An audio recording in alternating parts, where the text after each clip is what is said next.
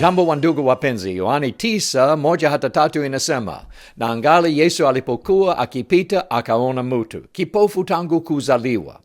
Wanafunzi wake wakamuuliza wakisema, Rabi, nani alifanya dhambi, mtu huyu au wazazi wake, hata akazaliwa kipofu? Yesu akajibu, huyu hakufanya dhambi wala wazazi wake, lakini hata kazi za Mungu zionekana kwake. Kwa mwisho wa Yohana 8, Yesu akakwenda zake. Kwa mwanzo ya Yohana 9 inatuonyesha alikuwa akikwenda kumwona mtu ambaye ni kipofu.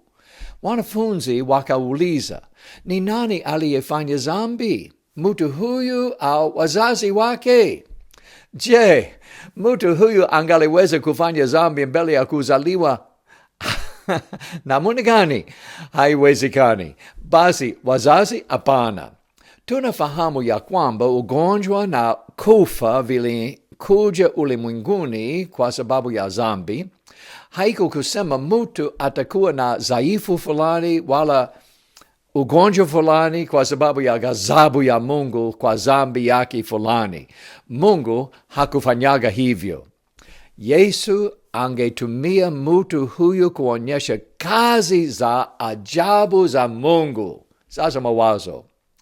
Kufunguliwa kwa macho ya kipofu tangu kuzaliwa ni ajabu kubwa sana. Mimi nilikuwa kama kipofu kwa kiroho, lakini sasa kwa neema ya Mungu ninaona. Amina.